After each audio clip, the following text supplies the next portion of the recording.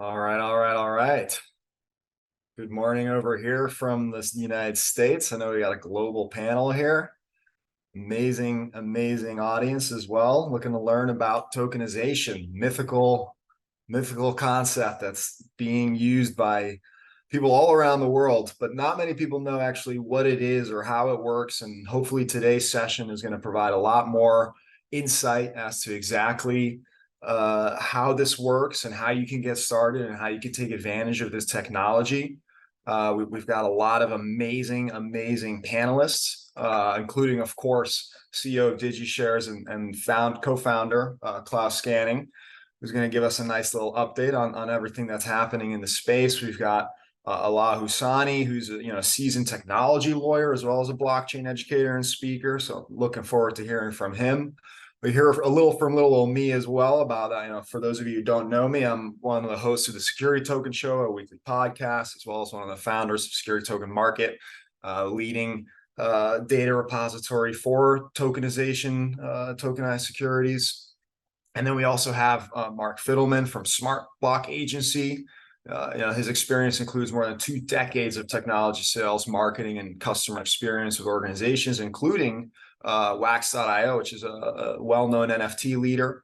We also have Emil Halteman, marketing manager from realestate.exchange. He's a visionary community thinker and storyteller, really strong commitment to technology and society, as well as a focus on Web3 and how that all affects everything. So really looking forward to hear his insights on what he believes is happening in the tokenization and blockchain space.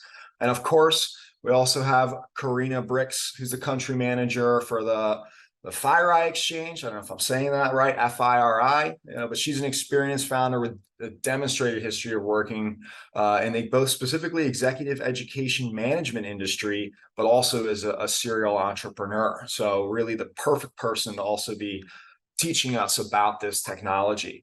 Again, we're going to have essentially a good 15-minute segment from each individual so we can really learn from them.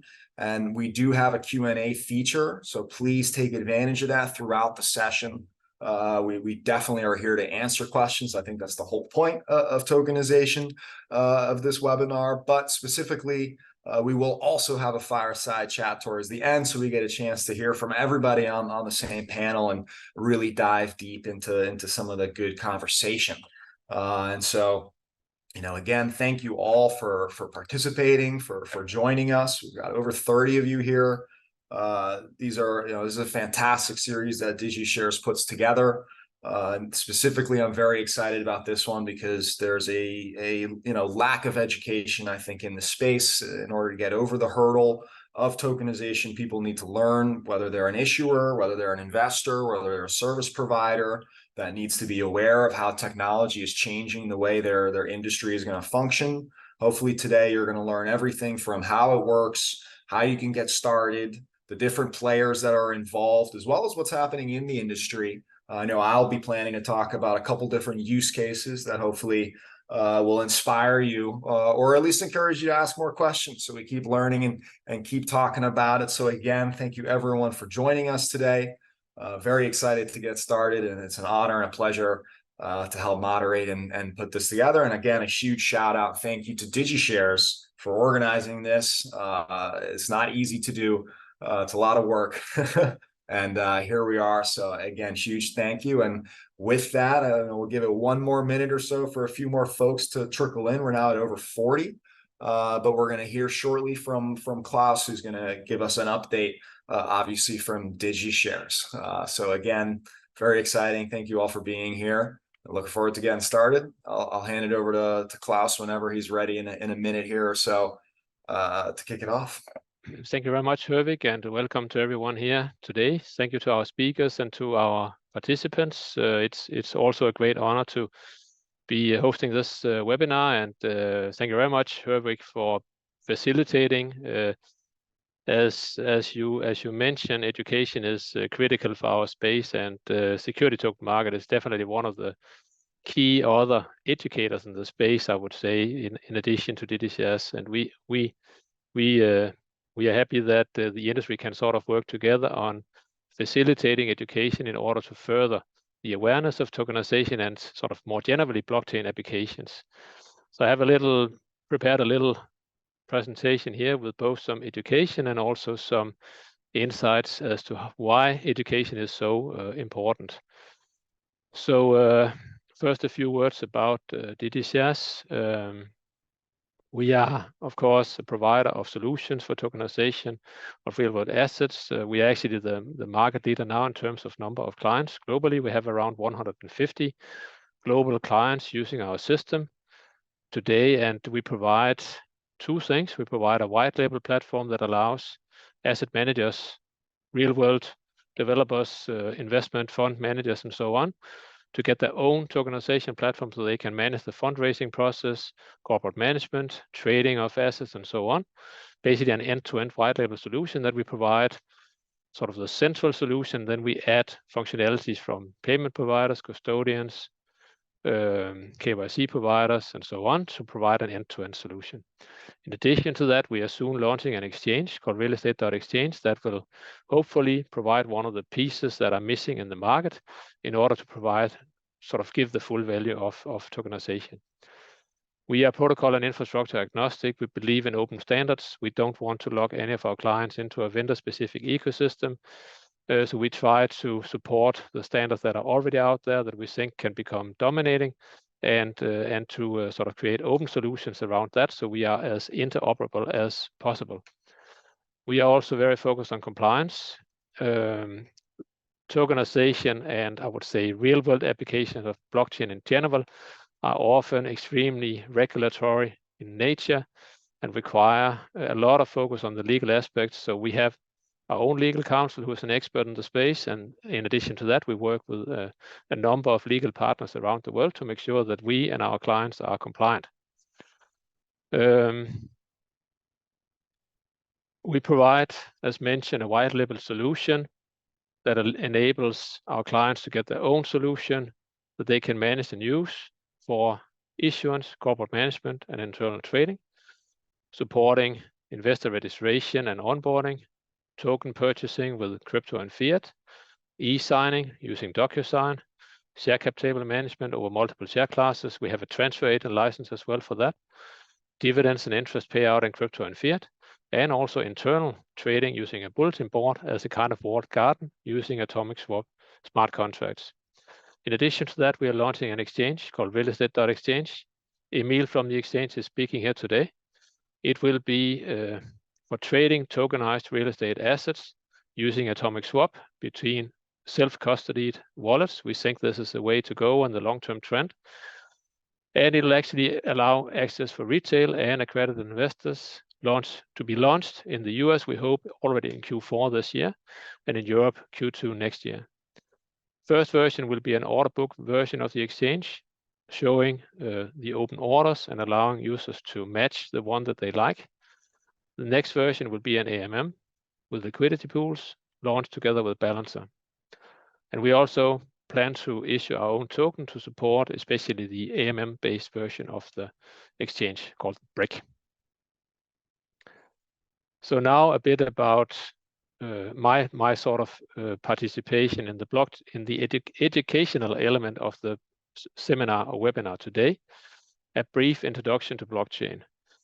So I would like to say a few words about sort of the intuitions that are important to me when trying to understand what the blockchain is and how it can be applied, because it's actually not an intuitive concept, I would say, blockchain in general. It's relatively hard to understand, and it's hard to understand sort of how it can bring value, how it sort of constitutes a layer on top of the internet and so on, and how it can longer term sort of intuitively be used by companies. So, of course, we all know what physical cash is and how it can not really be spent more than once. Generally, blockchain prevents double spending from occurring. Double spending is the situation we run into when we spend money more than once to buy more than we should really be able to. Physical cash avoids or eliminates that problem because it's really hard to duplicate, and we go to jail for many years if we do it. So with physical cash, we can sort of prevent it. With centralized digital cash, we can also prevent it because we have centralized institutions like the banks and the exchanges that prevent it from happening. But if we wanted to use some kind of digital cash outside the banks, we would, in the old days, more than 12 years ago, we would not be able to do that. The Bitcoin white paper solved the problem of double spending, so we can now have digital cash in a wallet on our phone, our computer, our mobile device, and we can only spend it once. So we are absolutely sure that once we have digital assets on the chain, it can only be one place at a time. It can only be spent once. It's not possible to cheat with it or to duplicate it and to use it more than once. So this is one of the main intuitions, I think, behind the blockchain that is important to understand. This makes sure that we can only keep digital money in one place, but it also applies to tokenized assets, tokenized shares, and so on. So makes sure that we can only keep it in one wallet at a time. The other intuition I would like to mention is that the chain is a global ledger. It's a global Excel sheet or a global database. It allows you to maintain a global consensus about the contents of people's wallets across the world. So you could imagine the rows being the individual wallets of everyone maintaining a wallet, and the columns being the contents of these wallets. So how many Bitcoin do they hold? How many Ethereum? How many digital tokenized shares of this real estate property? How many utility tokens of this type, and so on, could be in the columns. And the blockchain itself maintains global consensus about these contents in the database, and it provides massive incentives to make sure that the network and the consensus is maintained correctly, and massive disincentives to cheat and to introduce faulty information into the chain, or to try to change information in the chain at a later stage. So this is basically impossible.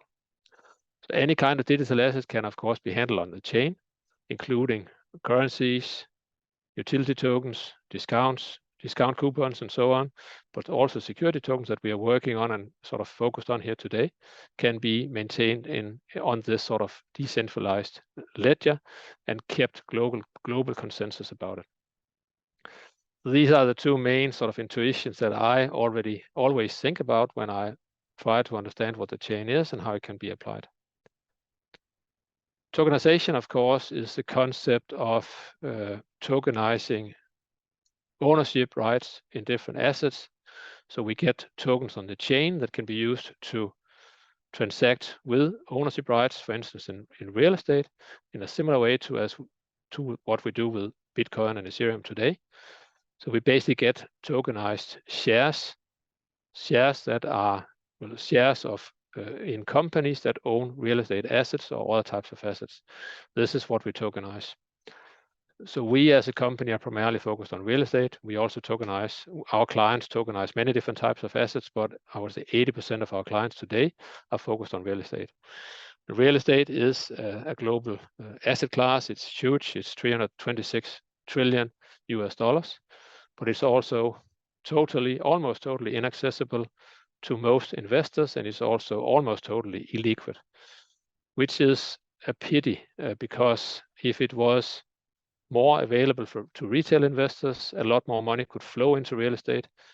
In fact, only 5% of retail investors hold real estate investments, and that's also a pity because they control almost half global wealth. And due to the fact that only 1% of real estate is liquid and traded in the form of REITs, real estate is also not a very attractive asset class for institutional investors because they prefer to invest into liquid assets. And that's also a great pity because institutional investors control a bit more than half of global wealth. So if we could open up the real estate asset class by making it more liquid and more accessible by sort of reducing the ticket size, for instance, we could open it up more to retail and to institutional investors. A lot more money would flow into the asset class itself, but we could also democratize the access and make sure that retail investors could now gain access to invest into real estate. So this is sort of the central motivation for tokenization. And especially the retail part of the story is important to many actors in the industry. We want to democratize access to invest into real estate so that normal people, even poor people in poor countries, can get access to invest into real estate, because it is a very stable and trustworthy, slowly, stably appreciating asset class that rich people for many years have used to diversify and to protect their savings. Normal people should also have access to this. It should not be required for them to put up $100,000 US dollars or euros to invest. We should, through tokenization, allow real estate developers, real estate asset owners to fractionalize their assets down to $100 US dollars or $1,000 US dollars, and make their assets more easily liquid and tradable through blockchain-based exchanges. This basic sort of value proposition doesn't really function without having the retail investors adopt the asset class, and we can fortunately see that retail investors are increasingly getting into the space.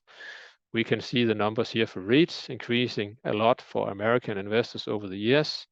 More and more American investors are exposed to REITs and investing into REITs, and the natural next step in this trend is for them to get access also to real estate-backed tokens, which is an easier thing to set up for real estate developers compared to REITs. It has a much lower cost, and it has a higher degree of automation, digitization, decentralization, and ability to lower the ticket size. So we could also speak about sort of two major trends converging that will hopefully make the tokenization space much bigger in the future. For tokenization to really function and achieve its full value, we need retail investors to adopt it. Of course, also institutional investors should adopt it, but we also need every one of these to have their own wallet to be able to fully adopt tokenization. Even though we have fiat-based, fiat on-ramp and off-ramp and so on, the technology works much better with directly working with self-custody wallets. And of course, we can see the trends are going the right direction. So retail is increasingly using and getting access, knowing about real estate investment and invest into the space. And of course, we have all seen the chart also indicating that the number of wallets are just increasing all the time. So hopefully the two trends are converging without a doubt and increasing the sort of the central space here, which are tokenization users. The last thing I would say is, of course, that we are, as a company, we're extremely focused on education. Tokenization and blockchain applications in general are sort of still a niche in the world, and most real estate developers that we speak to have never heard about it and find it extremely difficult to understand, and in some cases even quite controversial because it's overlapping with crypto. So it's very important for us to educate about it and to be really visible and to conduct all these webinars where we invite speakers from other companies to help us make sure that the industry understands what it's about and why it's a trustworthy thing to do, and it gives new value and so on, and it doesn't expose you to crypto risk and so on. So we find education to be something that the industry should work on and should do more, and is just critical, I would say, for the industry's long-term survival and growth. So we do it a lot, and we hope that others will also increasingly do it. And it's great to have Hervik on the call today here as well, because we find especially the security token market doing this also to a great degree and helping to further the space. So just to finalize my presentation here, I think I'm running out of time. Tokenization has been overhyped for some years. Now, if you look at the 2022 hype graph life cycle of Gartner, it's going down in the trough of disillusionment. And I think this is actually quite true also based on what we see speaking to clients. So the educational focus from now on should really be on real use cases, return on investment, more traditional type use cases where we are tokenizing traditional real estate compared to esoteric, exotic types of assets, which we've seen in the past quite a lot in the tokenization space. What we can actually do now without future technology and honesty about barriers. That will be our focus, and that's sort of what we need, I think, to get us across the chasm into the mass market. That's my presentation. That's fantastic, Klaus. Much appreciated for that really great foundation on blockchain. We do got to keep moving to stay on time, but I see some questions coming into the Q&A. Klaus, you can answer them directly via chat there, or we'll have some time later so you can address it as well. But let's go ahead and move on to Allah, who's a training specialist at Chainalysis, huge fan of Chainalysis. Take it away. All right. Thank you, Hervik, and thank you, Klaus. Thank you for this introduction, and great to be here. Great to be at this webinar. I'm a big fan of education and blockchain education as an educator myself here at Chainalysis. So really nice to be here. All right, so let's set the agenda for today. We're going to be talking about training at Chainalysis, how we approach that from both an internal and external perspective. And then I'm going to talk quickly about blockchain analysis, basically what we do here at Chainalysis. Right, so a quick intro about myself. My name is Ala, based here in Amsterdam, the Netherlands, working as a training specialist at Chainalysis for 1 year and 3 months now. Having a great time. Time is flying by, so loving it, basically. My specialty is on compliance and risk management. I work with private sector clients, and prior to that, I was a technology lawyer, so I always focus on legal aspects and these kind of aspects when it comes to blockchain, right? Let me talk a little bit about Chainalysis. So Chainalysis actually is a crypto data analytics company. We've been around since 2014, and by now we are the biggest SaaS company in the blockchain ecosystem with over 900 employees, ranging in all parts of the ecosystem with offices around the globe. In terms of our customer base, we have over 1,000 customers in 70 countries, and these customers range across public sector and private sector. So from a public sector perspective, we work with law enforcement, intelligence, regulators, central banks, and we help them with our blockchain data so that they can make better decisions on terms, for example, in terms of financial regulators, who to offer a license to in terms of crypto exchanges, or for law enforcement to be able to investigate crimes on the blockchain. We also connect our expertises with the private sector and, for instance, dealing with exchanges, with crypto service providers, and be able to give them insights into their transactions and how to monitor those to remain compliant. We've also been moving to brands and working together with financial institutions such as banks, etc. Right, so here's a little bit about our training team. We are currently 28 training specialists. We speak 11 languages, and we have quite a lot of years in the industry. We have given 8,000 certifications just in 2022 alone. We have 8 certifications that are off the shelf, so basically ready to be delivered. And we have all these amounts, 339K enrollments to our academy. So how does it work in terms of Chainalysis training? So I'm going to make a little bit of a distinction here between internal and external. So training, when it comes to training our employees here at Chainalysis and training our clients, we basically start the journey with the essentials, right? So with the essentials on crypto, on our products, how to really get started with that. And from that point on, we take you through the certification path. And for your reference, certifications can be anywhere between 8 to 16 hours of instructor-led, quite intensive information and interaction between us and the participants to really get to practice using our tools and also to understand the fundamentals of crypto how it all fits together. From there, we go through a continuous learning path where we have the academy, different courses there, different videos that you can access as a client or as a customer, as a client or as a Chainalysis employee, or even to the public at large. So if you visit our Chainalysis Academy, you can already access quite a lot of free material to gain insights into different aspects, which I will actually touch on later. Right, so here's a list of our core certification courses. You can visit our website and see all those. So we have CCFC, that's about the fundamentals, CRC, that's about Reactor, our main software tool that we use for crypto investigations, and KYT, which is Know Your Transaction, the tool that we use, the tool that we offer to crypto providing services to be able to stay compliant and monitor their transactions. And from there, we have more advanced certifications. And from there, we have even more specialist and advanced training courses. So as you can see, we really take our training seriously here. And as I mentioned, we have free Academy resources that are available to the public. So you can just go ahead to academy.chainalysis.com, make an account, and be able to access all these training content, which is, I think, great. So you can learn about, for example, Litecoin, Privacy Coin, quite interesting, or Lightning Network, very interesting as well.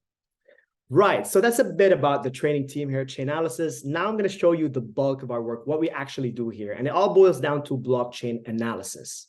And so what blockchain analysis is, if we just go ahead and look at this slide over here, we see what is presented when we look at a block explorer. And what is a block explorer? It's just a website that shows us the different aspects that are happening on the blockchain. So for example, here we see this transaction hash. So it's a unique identifier for a specific transaction. And then under there, we see the addresses. So here's the inputs, here's the outputs. We see the amounts that are being sent. So it just presents this data in a more friendly way, right? And so this is what we see on a block explorer. Now, what happens if we actually take this unique hash ID and put it into Reactor, our software tool, to be able to kind of see how that would look? Well, suddenly we'll see this, right? And so what we see is basically, first of all, we have these visuals. We see which exchanges. We see that there are exchanges that have been receiving and have been sending the cryptos, and then this private wallet over here, 3PEZ. So that's what we see. We start building more context around this. But how did we actually jump from that, initial block explorer view to this visual view of exactly what is happening on the blockchain? What is happening with that transaction? So it all boils down to three little ingredients. And the first is clustering. And what clustering is basically bringing structure into the blockchain, being able to consolidate addresses and bring them together, addresses that are being controlled by the same entity. So once we have clustered all addresses, so we have determined that all these addresses are controlled by one and one only single entity, then we identify that entity through identification. So this entity is an exchange, or it's a darknet market, and what exchange is that exactly, and what darknet market is that, for example, or a merchant service, etc.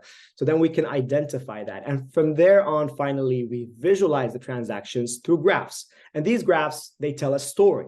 So visualization is not really just about the aesthetics, even though it looks pretty aesthetic. We have a thing called graph art, where you see all those beautiful graphs aligned together, telling you that story. It's really about understanding what's happening there. And I will touch on that in just a minute.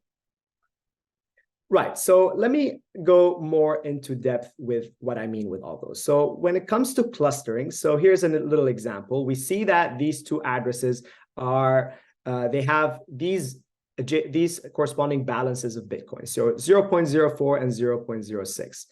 And all these are controlled by the same wallet. So let's say you want to send 0.07 to an address. You would basically need to spend your 0.04 from this address and 0.06 from the 18IX address. So what will happen is that you will see that those two addresses are co-spending on the input side to provide that 0.07 BTC. And with that, what we see is that these are controlled by the same entity, meaning that these addresses belong to the same wallet. And that's already quite interesting, right? So now we are clustering, and we can do the same here. We see all these addresses are working together to provide that 1.5 BTC on the output side. So we can immediately tell that all these addresses belong to the same entity. Hence, we have them all clustered together.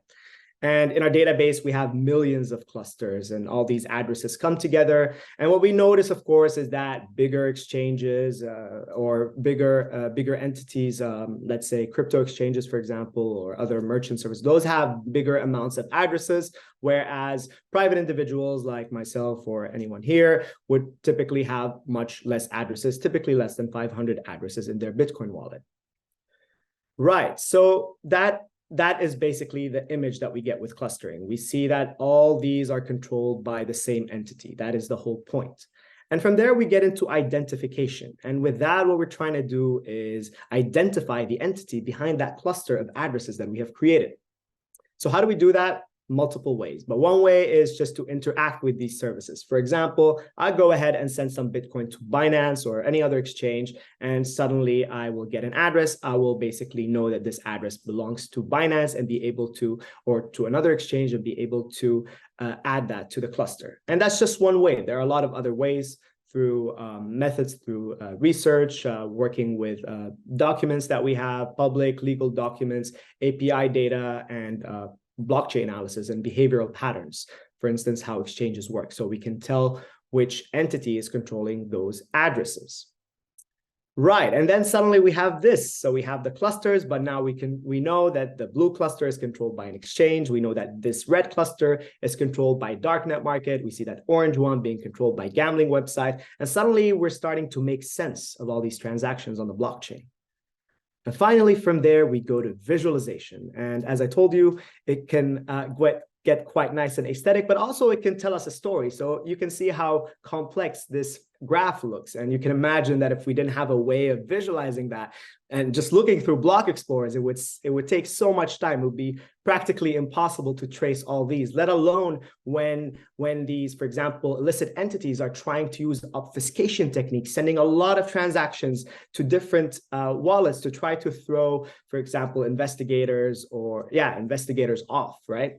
So what we see here, and again, this is a graph telling us a story, the story of the Lazarus group, a hacking group that basically stole funds. And we see that as it goes, they were conducting all these transactions that were going everywhere, but just with the aim to hide where the funds are going. But finally, what we see is that the hackers have consolidated these funds at these 4 exchanges before converting them from cryptos to fiat and cashing out. So that's the power of visualization, the power of storytelling. You will be able to share that with everyone, with your colleagues, and in court documents, etc. So it has a lot of added value there. And also just to stop them. So if you can actually visualize that and be able to reach that conclusion before they cash out, you can talk to the exchanges and try to file an SR and stop them there before they cash out. So here are some of the use cases for blockchain analysis, which I have just explained. We can use it for cryptocurrency businesses to develop compliance policies, use it for transaction monitoring, and other business opportunities that could come from studying the on-chain data and users and how they're using everything, right? And then we also have banks. So for example, banks that want to support that want to finance specific crypto businesses, they can use our benchmarking tools to be able to tell how well are these crypto businesses performing. Do we want to finance them? Or for regulators, do we want to give them a license in the first place to be active in our jurisdiction? And of course, government. And with government, we have different approaches. For law enforcement, for example, when it comes to investigation of criminal activity, or regulators when it comes to supervising, licensing, etc. And here we see a screenshot from our tool. We can already tell the differences between different exchanges, exchange 1 and exchange 2, with regards to the different entities, the different categories that they are interacting with, as we see over here. So we see some darknet market here, maybe something to worry about, maybe not, but it already shows us a lot more than what we can see on block explorers. Right, and here's benchmarking. We can compare, for example, how a risky exchange is doing in comparison to other exchanges. And again, that will give quite some input for regulators to decide whether they want to onboard that exchange or not. And so finally, the key takeaways here is that what we do as a blockchain data company, we cluster addresses using co-spending, but other heuristics to make sense of these addresses, that these addresses are controlled by one entity. From that point on, we identify, we basically link them to the real world entity that is behind them. And finally, we visualize that so we can make sense of it and derive meaningful data from that. And with that, here is the QR code for Chainalysis Academy. Feel free to check it out if you want to learn some more. Thank you all. That was my part. Back to you, Hervé. Thank you, Allah. That was absolutely fantastic. Everyone check out that academy. It's a huge tool if you're getting started in crypto, and chain analysis is clearly a critical component to understanding and deciphering what's happening on the blockchain. So I actually think both Klaus and Allah did a great job explaining the what when it comes to specifically blockchain and tokenization. I'm going to try to dive in a little bit more on the why. What is happening here. Again, folks, if you have questions for any of the speakers, go ahead and use that Q&A button. Much easier to answer questions for everybody. But again, my name is Herwig. I'm the founder of Security Token Market. We are one of the leading sources of all things tokenization news, as well as information about what's trading and the different prices. And a huge thank you to Klaus for recognizing that, one of our focuses is, of course, education. So it's a pleasure to be here. Specifically, I want to talk about and set off the fact that as we've learned from crypto, we got spoiled, folks. For anyone who maybe wasn't an investor and started out with crypto, or was an investor and went to crypto, there were two massive, or several massive realizations of the user experience. The first is the fact that we can actually settle instantly. There is really no commerce, not even paying with your credit cards, let alone doing stocks where things happen near instantaneously without a lot of middlemen necessary in between. That is the very point, as we learned from blockchain here. However, most people are not used to taking advantage of their stocks that they own, right? You don't custody those. You have to hold those with a broker, similar to having to hold your cash in a way with the bank. You can pull it out and there's our custody potential, but you can't do that with securities and many other assets. Through crypto, we've learned that you absolutely can leverage this feature.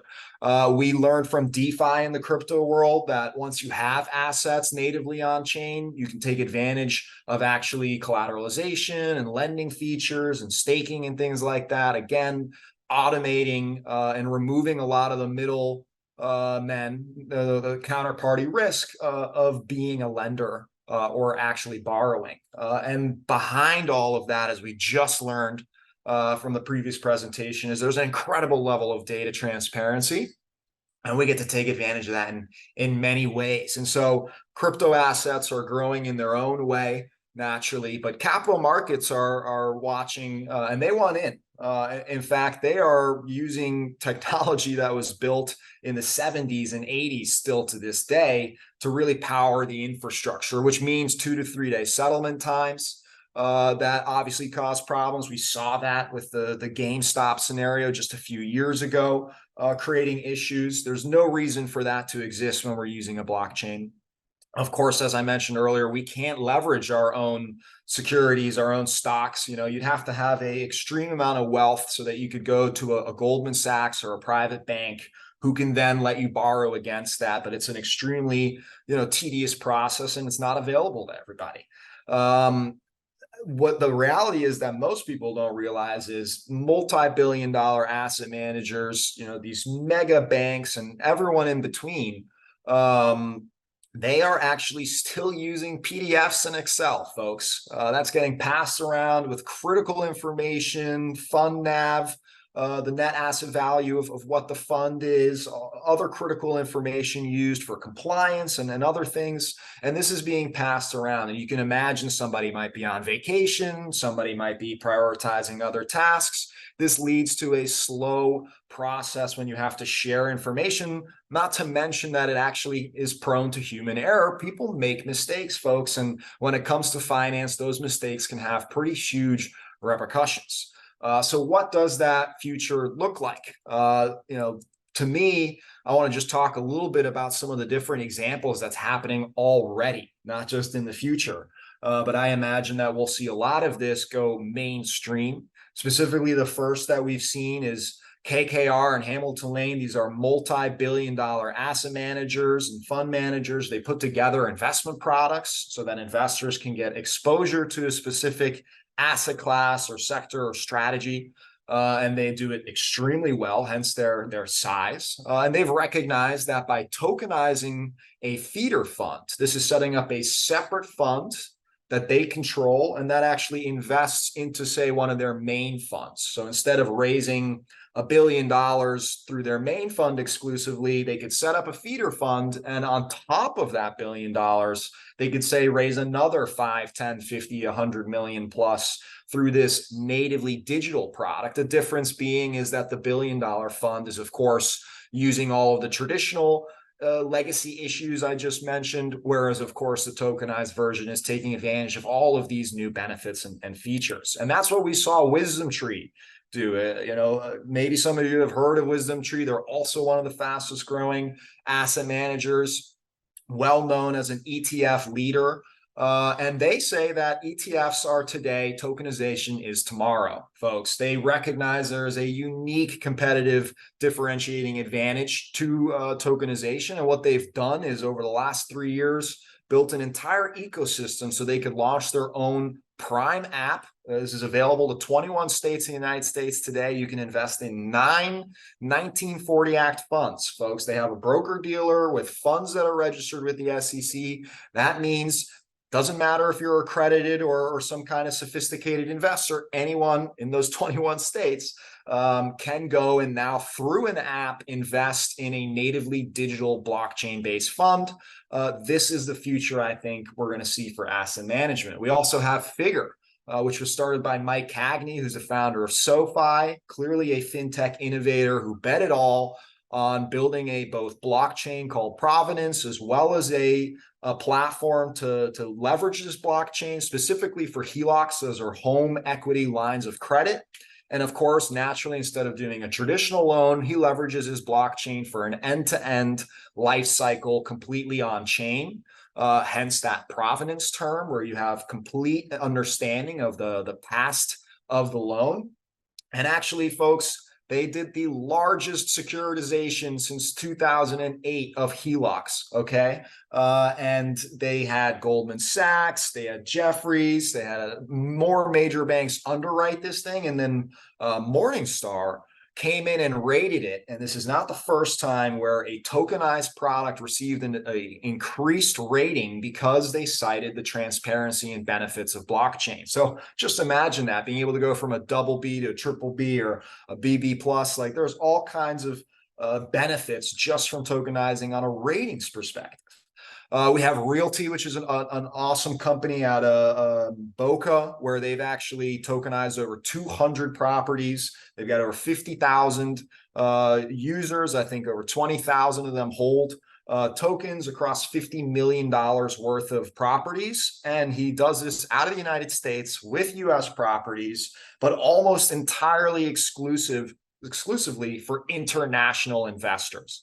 So he has used Regulation S, which is an exemption here in the United States, where you can essentially offer an investment to international investors outside of the US. And he's been doing that exclusively to a great tune of success. And last but not least, I want to mention the European Investment Bank. Goldman Sachs basically has their, for those of you who don't know, Goldman Sachs even has a tokenization platform.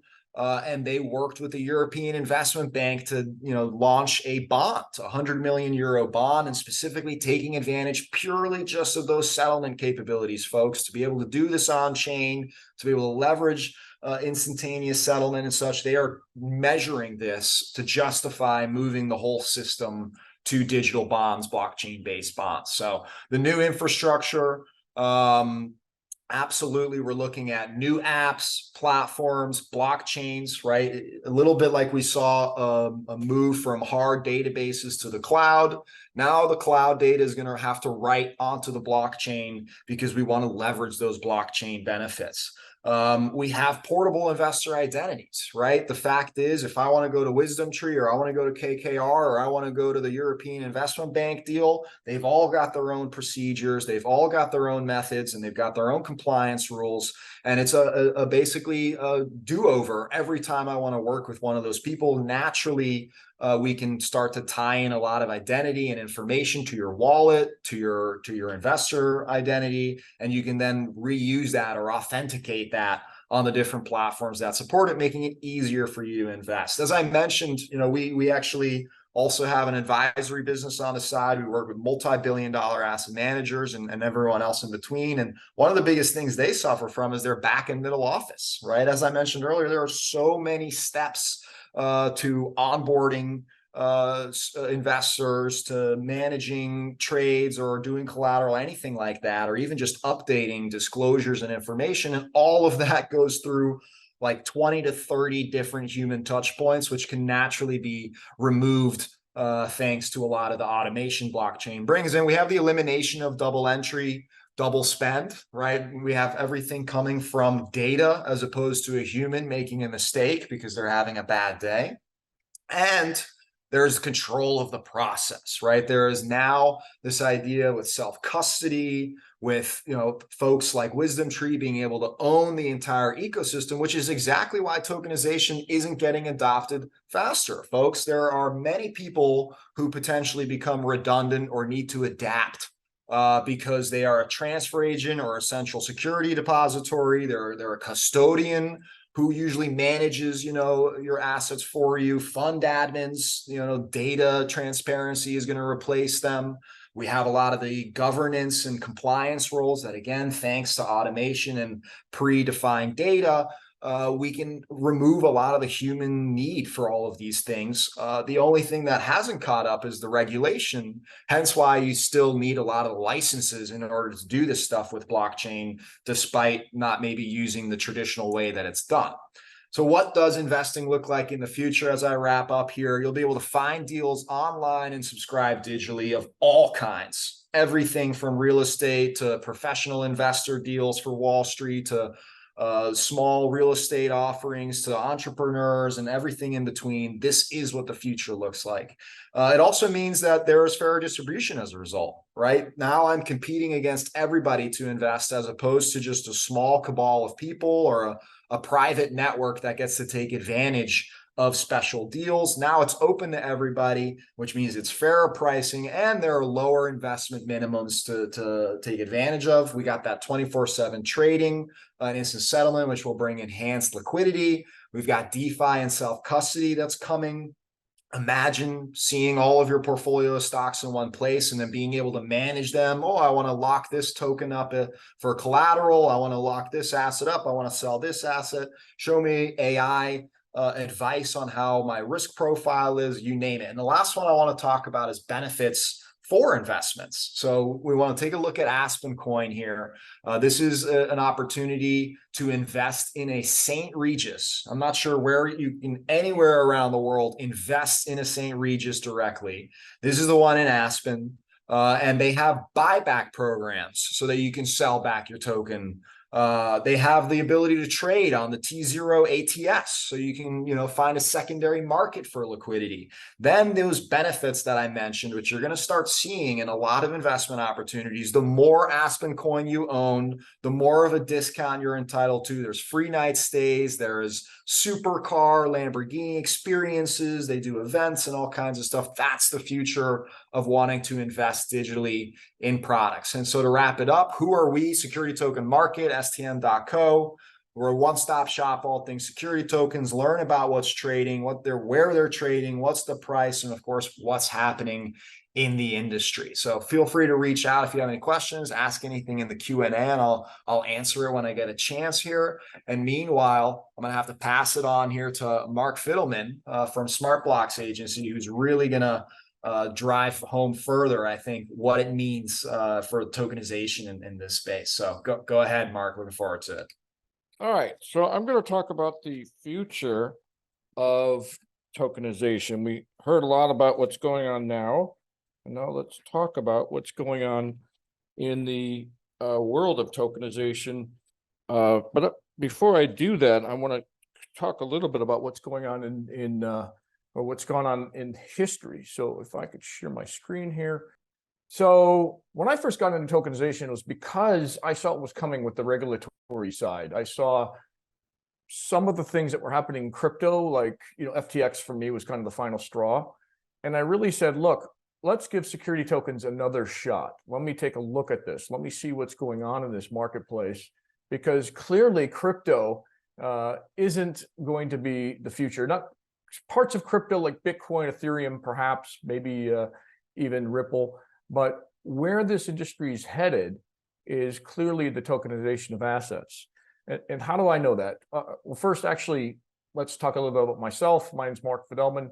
I'm the CEO of a smartbox.agency, which is a tokenization agency and also a full service tokenization marketing agency. So I've seen my fair share of these projects and have been following this space for quite some time. So when you see the big guys get in, like BlackRock, you see Citibank, you see B of A, all make these huge announcements that tokenization is the future. And then you see them following up with action. You know, Bitcoin ETFs is just one of the things that they're doing, a little unrelated to tokenization, but they understand where this is going. And in fact, if you look just at tokenization of assets, Larry Fink and others have given figures from 4 trillion to 16 trillion as where this market is going to be headed. Imagine that, 4 trillion, 4 to 16 trillion. Now, real estate alone, as you saw earlier, is a $232 trillion industry. So even by 2030, we're not going to have that much on chain, but it is the future and it makes sense. So how did this all start? So digital tokenization was first introduced in 2001. I had no idea. And it was for protecting credit card information. So somebody that had your credit card information on their server couldn't potentially see that information. It would be represented by a security token. That's how it started. It's evolved now into what we know of it today. I put some notable timelines here that have shown kind of the progression, you know, starting with Bitcoin and then Ethereum. And Ethereum is really what got me into the crypto space in itself.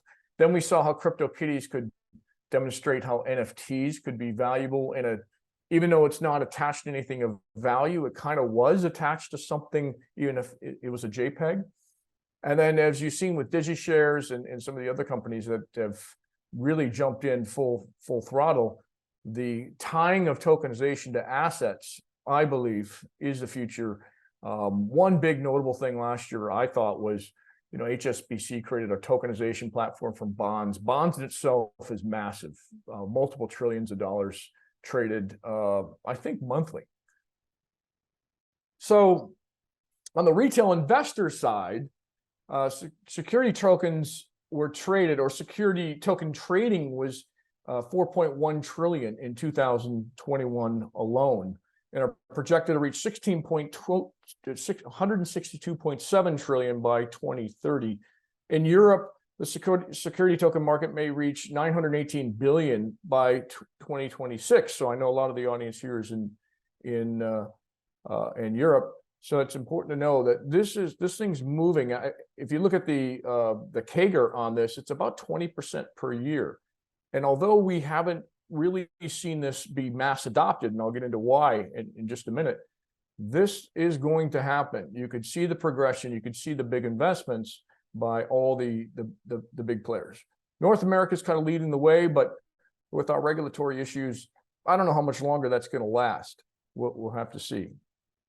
And as we journey through the landscape of tokenization, I think it's essential to understand kind of the bedrock of how this revolution has been built and why it's going to take off like I think it's going to take off.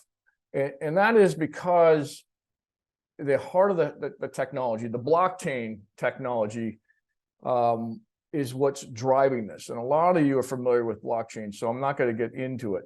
But why is it important, not just for crypto, but for security tokens as well? And that's because you are representing a physical entity on a blockchain using a token. And that, for me, makes it tamper-proof. It's a kind of a digital fingerprint of your assets, that you own it. It's secure and it's verifiable. And especially when you get into security tokens where they can be whitelisted. So even if they're hacked or somebody tries to take them, you can always get them back. So these aspects, the smart contracts, the cryptography that's embedded in this, and the decentralized ledgers, of which blockchain is one, are the reason why this makes it all possible. And I know you know a lot of this stuff, but I'm building towards a progression of why this market in security tokens is going to take off. Okay.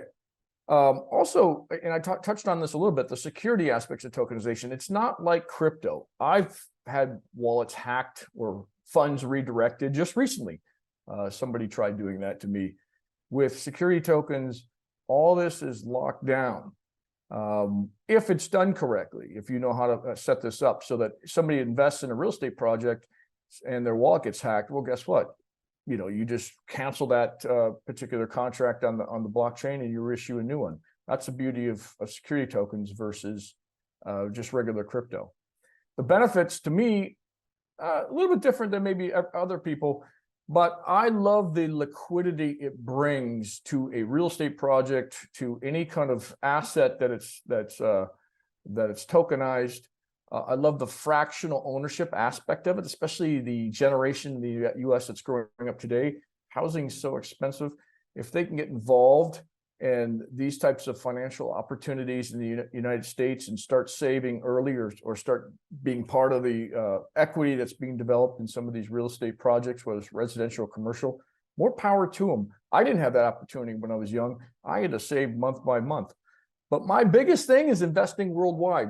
I can invest in, if a project is tokenized or something is tokenized, I can invest from the United States, from anywhere in the world. You couldn't do that before. I also could get involved in major projects that maybe the minimums were $10 million or 100 million euro. Well, when you fractionalize it, and we saw the Aspen case study earlier, anyone can get involved. Typically minimums are around $100 US just to get active with that particular investment.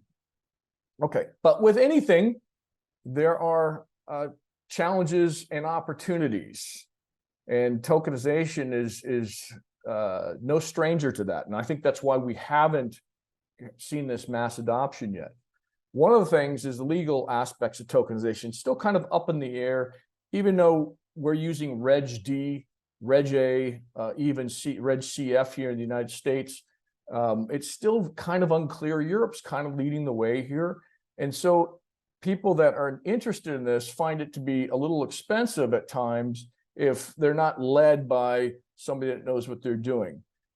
And liquidity on some of these exchanges isn't up to speed yet either. So somebody listing and tokenizing a project might find that the secondary market isn't as liquid as they'd like it, although we're starting to see market makers and we're starting to see people come in and take care of that. On the positive side, you've got property rights management, and the way that you can manage properties and communication on the blockchain is second to none. It all can be automated. That cuts down and makes it much more efficient to communicate to some of your shareholders that might be, or token holders that might be involved in the project. And of course, just the fact that, and we touched on this before, tokenization can offer a fractional ownership and automated distribution of income is unprecedented. And it will be, especially in real estate, it will be the way things are done in the future. I'm predicting 2030, and we'll talk about why. Currently, tokenized assets, according to the World Economic Forum, of all of the tokenized assets that are out there, real estate by far is ahead, around 49%. It's hard to get precise numbers, and it's constantly changing. Then equities, those would be like stocks, for example. Commodities, like the bonds that we were talking about, come up third, and then debt, tokenization of debt, and then this all-inclusive category called, I put art and collectibles, et cetera, 10%. So you kind of get the lay of the land. I think it'll stay this way for a while until one of these categories really breaks out. Probably going to be real estate, though, just because the natural benefits to doing so with the real estate tokenization investment. Okay, so the contracts and the agreements through tokenization, we're able to break down complex agreements into clear, actionable parts. And this is really what I see happening in the future, is that more people are going to be able to trust the automation as the heart of their contract. And they're just going to tokenize it, and they're going to let the automation take control and run it. They'll be templatized, and they'll be able to run these things, and they won't have to worry about what the contract says and whether I'm obeying it or following it or not. And that's the beauty of what's going to set the stage. And really, to set the stage, I like to kind of paint a picture of what I think is going to happen in 2030, so that you guys know, hey, this is what we can expect in 7 years. 7 years is a long time. Look what's happened in 1 year with AI. I mean, if you're using AI like ChatGPT and other things, it's pretty incredible what's happened. Tokenization is going to hit that inflection point. It's just not ready yet. So I think by 2030, we'll have a kind of an experiment that takes place, a town, kind of like you saw with El Salvador and Bitcoin, but way more advanced. Let's call this town Futura Bay. It will become a living laboratory of tokenization. Now, it's not just tokenization, it'll be tokenization with AI, with the Internet of Things, and other emerging technologies we may or may not know. And this will be governed by a smart market, which is a decentralized marketplace where everything related to energy or education or healthcare will all be tokenized and working because of those contracts, because of those automated agreements. It'll all be working together. The AI will manage the flow of resources. They will optimize the distribution of those resources in real time to homes, schools, and businesses. And it will all encompass communication that's involved in that. So imagine a tokenized world that's doing things automatically and communicating what it's doing in real time. And you can set goals to it. You can allow your own personal smart contracts, if you will, to kind of govern your life. And this is only 7 years out, in my opinion. There's also going to be other impacts on daily life. I think real estate tokenization will become the norm. It's not like people are going to go back and tokenize all their old real estate, maybe. And I still think it'll be, real estate tokenization values of over $1 million. I don't think we'll get it to the point where, but perhaps where it'll be cost effective by 2030 to do it for anything less. I could be wrong. I know there's people tokenizing things under $1 million. I think everything having to do with energy, education, AI, all of these things are done in a decentralized manner and are done in an automated manner, and done because things are tokenized and because they're managed by smart contracts. They can be configured and reconfigured to optimize public goals and private goals. So when we look at why we haven't gotten there yet, if you're familiar with Jeffrey Moore's Crossing the Chasm, I look at things that have crossed the chasm, and then I see hockey stick growth. I mean, you could see AIs just did it, really, with ChatGPT. I mean, the amount of users that hit that inflection point was astronomical. We have an issue with regulation. We have an issue with complexity.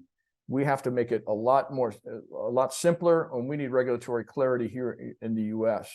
But right now, because the systems aren't in place at all the levels they need to be within government, within business, within kind of a general acceptance, crypto makes it hard because of all the terminology that we use. It's crazy. It's off the charts how difficult it is to understand all of this unless you've been following it for a long time. So I look today, 2023, real estate tokenization, there's like 3% of people, I think globally, are kind of looking at this or executing on it or talking about it. When you look at Ethereum, it's around 13%. And Bitcoin, I think it's hit the early majority. You know, a third of people have either traded with Bitcoin, owned Bitcoin, or done something with it. So you see these progressions. And by the way, tokenization is going to surpass Ethereum and Bitcoin by about 50-fold when all said and done. You mark my words on it. But we've got to make things simpler, and we're going to make it so that it's a no-brainer to use. We're not even close to that yet, but we will within 7 years. So by 2030, we will be in probably the early majority, maybe a little bit into late majority So now's the time to start looking at these things and develop a strategy for them, especially if you're a high value asset owner or investor. I mean, some of you, we've talked about some of the investments that have been on this webinar already. These things pay off or can pay off for years and years and give you a nice little retirement income when it's time for retirement. So anyone wants to connect with me, I really want to help build this together. I see a huge future in tokenization. I want to be a part of it. I'm doing everything I can. I've run a newsletter at cryptonize.substack.com. I've got 2,800 people that have subscribed to that. Really want to see what's going on in the future and what's going on today. So with that, I'll turn it back over. Or if there's any questions, if we have time for questions, I'll answer them at the end. Thank you, Mark. I appreciate that. Very insightful presentation. In fact, I do believe you have a question in the Q&A. You can go type the response. But meanwhile, let's keep it on moving and pass it over to Emil, who's the marketing manager of realestate.exchange. Here we go. All right, guys, what an amazing list of speakers and so many interesting topics.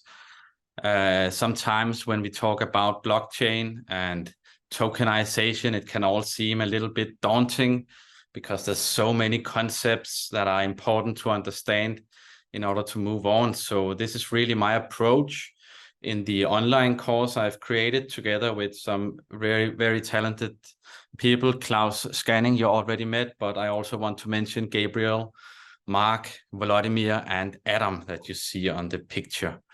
So let's get going. First, I will introduce the online approach we've taken. Then I have a little hands-on education session for you. And last but not least, I will share some insights from the online course we created. So I only got 15 minutes of fame. Let's get going. Yeah, my name is Emil Holtemann. I am, as Hervik mentioned, the marketing manager at realestate.exchange, but moving on, soon I will become the client manager at realestate.exchange, which is a marketplace for tokenized real estate investments on the blockchain. My background is as a journalist, filmmaker, educator, and I spent 4 years teaching more than 200 young adults how to make their first film. And now I am helping professionals to bring their assets on the blockchain. At the moment, I'm currently looking into American real estate assets. So if you have some, if you know some, hit me up and let's see how we can take your real estate assets on the blockchain. So why am I here today? I'm here today because we have created this real world assets tokenization online course. As of now, I did this graphics yesterday. We had 1,218 students through. We're probably already above that level. It's a 4 hours on-demand video course with 13 downloadable resources divided into 7 sections of 90 classes. And we touch upon the blockchain technology. We try to break it all down to make the concepts more clear. We talk about the legal implications of tokenization, and we have some tokenization industry insights for you. So I will get into the details, the data, the statistics about this in the end. But what can we do in 4 hours? I mean, we can certainly not make you a lawyer, cannot make you a computer scientist or real estate agent, but we can help professionals understand tokenizations, the concepts and the implications of this technology. And what if they have a tokenization project, what expertise do they need to have on their team? What do they need to get externally into their team? And the real question is now, what can I teach you in 5 minutes? And for that, I've brought a case of a gold mine. Let's see how we can implement tokenization in a gold mine example. So imagine you are a gold mine company, a mining company that owns a permit to exploit gold in Australia for 100 years. Bear in mind that mining is not just shoveling up the gold from the mine. It also requires building roads, a heavy machine, vast amount of labor, security, transportation, distribution, export. It's a very complicated matter. But the mining company, They did their calculations. They realized the optimal investment for this 100-year permit would be $200 million. They only have 100 million in free cash flow for themselves to invest. So they decide to raise 100 million through tokenization. What do? Well, in class 45 on our online course, we have a security token structuring example. First, I want to pay a tribute to Volodymyr, our legal counsel, who is speaking at the online course about this matter. I'm not a legal expert myself, so I'll have to go briefly above the topics. But Volodymyr would tell you, step 1, create a special purpose vehicle, an SPV, which would be the subsidiary of the mining company. The mining company you see on the left-hand side would own a mining permit, an exploration permit, etc. for the gold mines. And the mining company, of course, has some shareholders. So what do you tokenize? In this case, we would tokenize the SPV, but the SPV needs to get the royalty rights, meaning the rights to the income stream, the profits from the mining company's actions. So you transfer the royalty rights to the special purpose vehicle, you tokenize the royalty rights, and then you start issuing tokens. But then another legal problem occurs. You have different legislation for the US investors and the non-US investors, meaning you would have to issue not just one token, but a Series A token for the US investors, a Series B token for the non-US investors, and perhaps also more. This is what the previous speakers has been talking about. Regulation is somehow making tokenization non-global, not so quick as we want it to be. Some argue that Europe are in front. Some argue that Delaware is perfect for doing tokenization in the US, but legal experts will tell you what's most suitable for this. All right. The course we created is divided into different professions because tokenization is a product of multiple professions. First off, you need some strategic expertise. We talked briefly about this. You have to determine the asset. What do you want to tokenize? You want to tokenize the equity, the shares, the profit, the royalty stream, as we did in the example. There's different ways to take the tokenization, and it depends on the individual case. Second, you have a legal structure. You have to choose a jurisdiction. How are you going to create this SPV? Where are you going to create it? And so on. And we have some software operations. Klaus talked briefly about it in the beginning. They have, for instance, DigiShares has a white label platform taking care of the whole blockchain configuration, and you have to manage these investments and token with an interface. And last but not least, there's a distribution. You have to create a marketing plan. How are you going to acquire these investors and so on? So what we are trying to do with the online course on Udemy is you get a brief introduction to the different parts of the tokenization to understand what do you need to know, what do you need to hire, what do you need to pay for this, or who do you need to pay for this? All right. Another question is, so there's roughly, you can say, 2 types of token: security tokens and utility tokens. And utility tokens are these kind of tokens you get in an amusement park, and you pay $10. You get maybe 10 tokens to pay for each ride you take in the roller coasters. So this is the simple form of token. It's not very regulated. I mean, the amusement part, of course, have to apply with some regulation, but not the amount of regulation that securities investment products have to comply with. So whenever people start to do a tokenization journey, they want it to be a utility and not a security. And how do you determine whether it is security or a utility?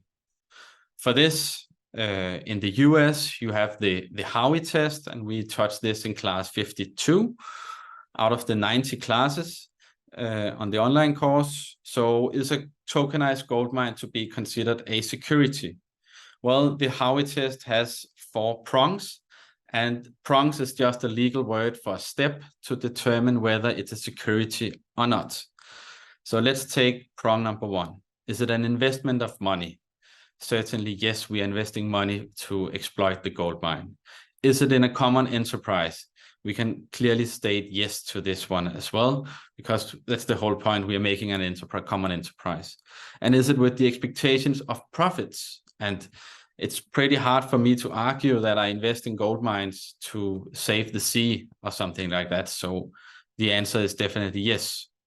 And is it to be delivered for the efforts of the others? And for that, I mean, yeah, it requires a lot of labor. A lot of people have to do some work to get the gold to be actually worth something and not just stay in the mine. So tokenizing a gold mine would certainly be a security. I do not have time to go over the Ethereum example, but you can do it yourself. Now you know about the Howey test. You can learn more about it in the course. You can simply Google the Howey test and you can actually apply it to any asset. But bear in mind, it's from 1946, way before anybody talked about Bitcoins and tokenization and blockchain. All right, now I want to talk a little bit about the insights of the course that we created. And first off, I want to point out that we have reached a worldwide global audience. Not surprisingly, US, Nigeria, and India is taking the lead as crypto-friendly countries. But Europe, we also see a lot of people interested from Europe. And if Europe was one country, this would actually be where we had the most enrollments, the most students. So we have 1,200 students for now, and more are coming. So I'm sure if you go in there and check now, it would be above. And we've done 22,000 minutes of taught lessons. And we received a 4.23 star rating out of 5. So we are very happy for these numbers, especially the feedback. Everybody seems to deliver valuable information and that our instructors are very knowledgeable about the topics. What we can see is the 70% things we are delivering engaging, and we can certainly do a lot to improve this. But it can also be hard, I would say, to do it on a on-demand video, but it's something to improve for the future. So in the end, I would say, don't be afraid to reach out if you have questions or ideas to tokenize real estate, especially, or if you want to do an online course, I'd be happy to jump on and call and give you some tips on how you can do it. Online courses are great opportunity to communicate your business to a global audience. It's fun to make and easy to take. And last but not least, it creates great ambassadors. And in our case, for DigiShares, it creates resellers of the platform as well. Because when you've taken the online course, we add you to a community where we discuss and you can ask different questions regarding to tokenization and how you can move on. And you can sign an agreement with Klaus Skåning to get 20% commission on every time you do a sale of the DigiShares platform. You'll find it on Udemy. I'm sure I will link to the online course and also my personal profiles on LinkedIn. Connect there. You can also reach out to me anywhere else that you find me. All right, I think that's it from me. I would like to say thank you. What a great day. Thank you, Emil, and what an amazing course you've put together there. Absolutely, it looks like there's a 25% off link within the chat here, folks, if you're interested in that. And with that, certainly, last but not least, we have Karina from FIRI Exchange, if I'm saying that right, and I'm really looking forward to learning more. Thank you, and thank you for having me here, and very exciting, all of the speakers and all of the information. So I have a lot of notes on my part that I can continue working with. So thank you very much. My name is Karina, and thank you for the introduction. I am country manager in Denmark for the Nordic crypto exchange, the biggest Nordic crypto exchange, FIRI. My background is actually in law and business administration, and I think you briefly touched upon it. I've been heading centers at universities for the last 15 years before I went full-time into crypto. So both being responsible for innovation and tech scale-ups at Copenhagen Business School, but also at Danish Technical University. And actually, law was what got me intrigued about crypto in the first place, because I could see this legal framework already back in 2017 being a challenge if a crypto tokenization would evolve as the technology enabled it to be. So that got me intrigued in the first place. But I'm here to tell you a little bit more about Fili as a crypto exchange, and then also about how we use education in this industry where we are an exchange selling, where we enable people to buy and sell and save their cryptos in an industry where hardly or not a lot of people know what it's actually about, right? I don't know if now you can see my face. I didn't know that I was off. Okay, so Fili is a Norwegian company, started building out the platform back in 2017, mainly and because it was at that time even more difficult to actually get hands on crypto and have a safe experience. So from the beginning, it has been our pillars, you can say, that to build upon the safety, the easy access for everyone to actually buy and sell and save their crypto, but also to be completely compliant with the legislation and all the rules that are relevant in the region that we're operating in. So as for now, we are approaching 200,000 customers in the Nordic, mainly in Norway. Then we went into the Danish market last year, and then we're going into Sweden later this year, or pretty soon after that.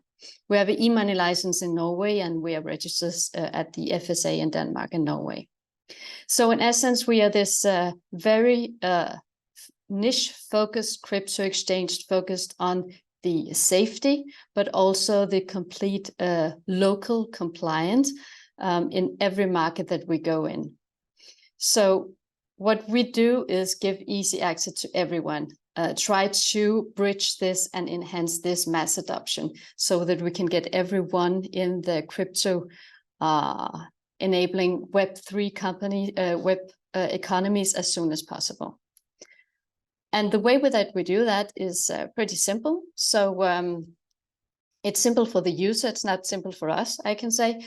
But you sign up with your digital ID. That's very much a part of our compliance and KYC as well. We have an inbuilt tax calculator so that all of our customers should not be in doubt on whether do the tax calculation right or not. We have a staking opportunity or a staking product building the app. Also on the web where we have advanced trading. It's easy and transparent, and you can easily follow all what the staking is all about.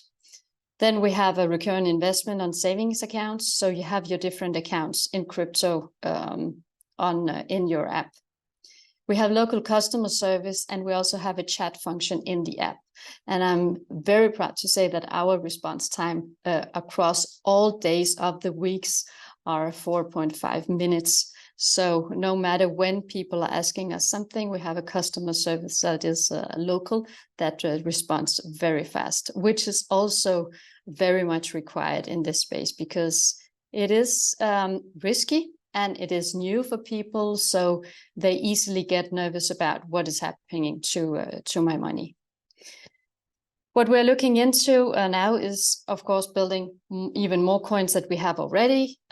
We do not go after the mass coins crypto-wise. We go and we are very much selective on which crypto we do propose people to invest in because, as we said, our focus are retail investors. So we do feel that we have a great responsibilities in actually educating, but also informing of the risk. And so all of those scam coins and shit coins and meme coins and what you want to call it, you do not find them on Firi.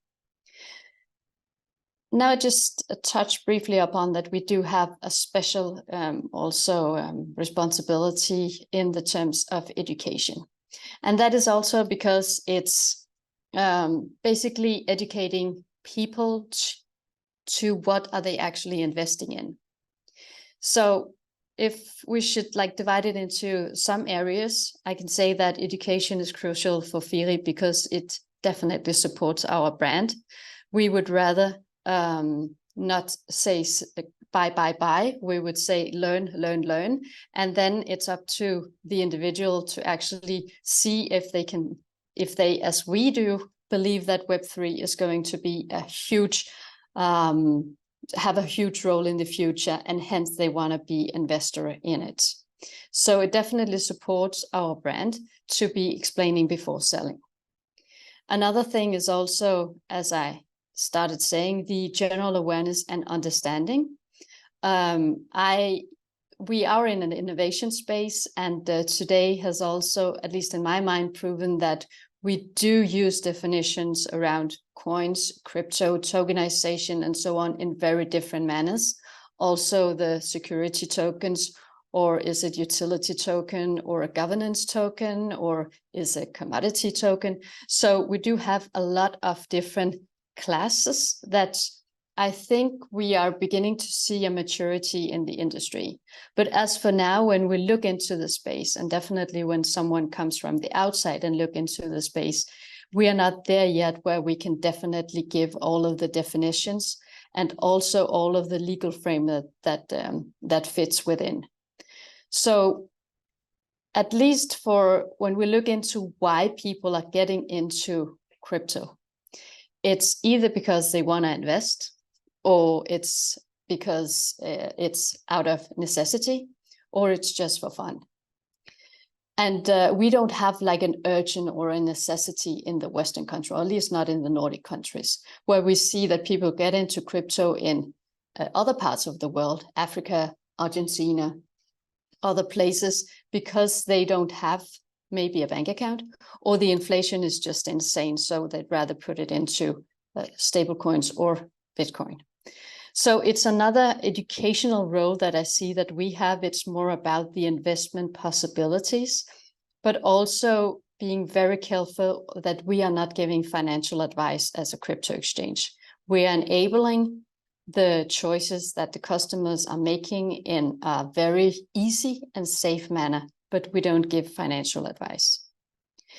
And then because we are in an industry where that is new, we have a lot of internal education as well, meaning that as soon as there is something new or something FUD in the media, the expert within Firi, that could be the legal expert or the compliance expert or the technical expert, will just have like a brief, maybe just 20 minutes about what is the right thing and what is not right thing, are the FUDs building up on, so that every one of us in Firi knows what we are telling our customers, but also so that all of us are on top of the game, because it moves very fast. So relevant topics when we look into education is primarily killing the myths with data and numbers. I'm also a huge fan of Chainalysis, and we do use them both for our webinars and to give data into killing the myths, but a lot also in our compliance department, because crypto is filled with myths, right? I don't know if someone has seen the new KPMG report that just came out with the Bitcoin and the ESG, but I think it's a perfect example of the media has been blaming crypto and Bitcoin and mining on every sorts of bad things. And now suddenly the KPMG comes out with a report that actually says that Bitcoin can actually be a driver for reaching the ESG goals. So I think that all of us have a responsibility to at least give the data that supports another narrative than the ones that we've been hearing all the time. Then there's also the basic understanding of the use cases. We've heard a lot of use cases today. When we do our webinars, for example, we also give a lot of use cases in terms of the virtual world, the metaverses that can be hard to understand if you're above 30 years old. But if you look into, for example, big Korean virtual worlds where there are like 20 million people on a monthly basis actively creating NFTs and selling them in collaboration with Gucci and Dior and Nike and Coca-Cola, then you will understand a whole new set and the Web3 economy. So a lot of basic understanding on the use cases of crypto is also essential for our. And then it's also responding to bad actors, actions, and FUD. And someone mentioned earlier the 3 letters, but something happened in November, as a lot of us know. And this was actually a huge catalyst for our education. So we could have planned a lot of educational settings around, for example, the use cases in the metaverse or other things. And then suddenly FTX comes and the bankruptcy comes, which gives us a perfect possibility, but also there's a lot of requests from both our customers, but our collaborators around what are the security at Firi. So things that happens that are not good at all, and very sad for all the people that have been losing money with the FTX scandal, gives us a huge possibility to educate around security, educate on how Firi has always been separating customer funds from company funds, but also explaining how we store the different cryptos and how we secure the maximum of safety. So sometimes when we are in this innovation space and there is flush outs, it gives us an opportunity to actually educate and give more insights to the customers, because suddenly it's not that relevant how many coins there are on a crypto exchange. It's more about if the cryptos are safe. Another thing that came with the FTX was also this huge focus on data availability. I think few people outside of the industry actually knows how data heavy this industry is.